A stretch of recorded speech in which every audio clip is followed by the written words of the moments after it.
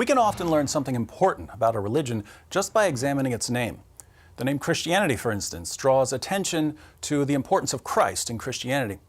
Similarly, the word Islam tells us something about the religion preached by Muhammad. Islam is Arabic for submission or surrender, and in its religious context, the term refers to submitting one's will to Allah, the Arabic word for God. The word Muslim means one who submits to Allah. So we can already tell that Islam is going to have a lot to do with submitting to God. And Muslims who preach Islam in the West emphasize this when they preach. They say, Islam just means submission to God. You want to submit to God, don't you? Well, then Islam is the religion for you. Now, if the message of Islam were simply submit to God, Christians and Jews would agree. We want to submit to God. But the message of Islam isn't just that you must submit to God. It's a message about how you must submit to God. According to Islam, you submit to God by doing certain things and by believing certain things. And Islam has two convenient lists for us, a list of the most important deeds, called the 5 pillars, and a list of the most important beliefs, called the 6 articles of faith.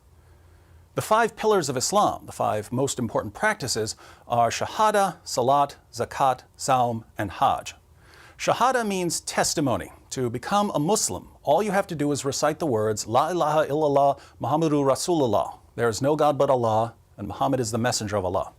By reciting this testimony of faith, or creed, a person formally submits to Allah and Muhammad. Salat refers to prayer and worship. Muslims are required to pray 5 times per day. These prayers are memorized recitations in Arabic that are accompanied by specified bodily positions, standing, prostrating, and sitting. Muslims perform ceremonial washings called ablutions before prayers, and they pray facing the Kaaba, which is a cube-shaped shrine in Mecca. Zakat refers to almsgiving, which is required of all Muslims except for those who are extremely poor. Muslims have to give 1/40th of any monetary wealth they've held for an entire year, along with various percentages of agricultural products, livestock, and other goods. Saum is Islamic fasting, which is especially associated with Ramadan, the 9th month of the Islamic lunar calendar. When fasting, Muslims are required to abstain from food, beverages, and sexual intercourse during daylight hours, so from dawn till sunset. The Hajj is the pilgrimage to Mecca. Every Muslim who is physically and financially able must take a pilgrimage to Mecca at least once in life. The communal Hajj takes place annually during the 12th month of the Islamic calendar. Muslims circle the Kaaba 7 times, run or walk back and forth between the nearby hills of Safa and Marwa, pelt walls with pebbles to symbolize stoning the devil, things like that. So Islam requires submission to Allah, and Muslims demonstrate their submission by performing these 5 deeds.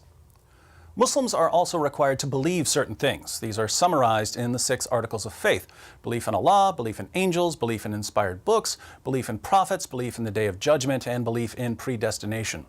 And these beliefs aren't just some kind of intellectual assent to the existence of God or the existence of angels. They require belief in what Islam teaches about God, angels, and so on. So belief in Allah isn't just belief that God exists, it's belief in the Islamic view of God. Most importantly, that Allah is one with no division in essence or person.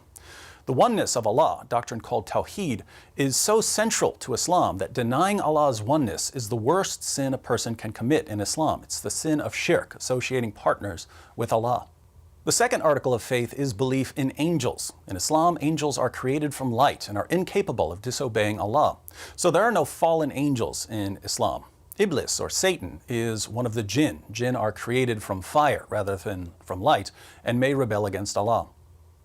Then there's belief in Allah's revealed books. The Quran affirms the inspiration, preservation, and authority not only of the Quran but also of the Torah, the Psalms, and the Gospel. Muslims have to believe in Allah's prophets. Counting Muhammad, the Quran mentions 25 prophets by name, though there are numerous unnamed prophets as well. The most respected prophets in Islam are Noah, Abraham, Moses, Jesus, and Muhammad. Belief in the Day of Judgment includes belief in a general resurrection of the dead followed by a final reckoning. After hearing their deeds read from a scroll, faithful Muslims will enter Jannah, the garden or paradise, while unbelievers and hypocrites will be thrown into Jahannam, referring to hell. Belief in predestination is interesting. Some passages of the Quran suggest that human beings are ultimately responsible for their own actions, but passages indicating Allah's complete control over human actions are clearer and more common. If you do right, it's because Allah wanted you to do right. If you do wrong, it's because Allah wanted you to do wrong. Allah controls everything we do. So those are the basics of Islam. There are a lot more beliefs and practices in the Muslim sources, but these are the beliefs and practices that are most significant.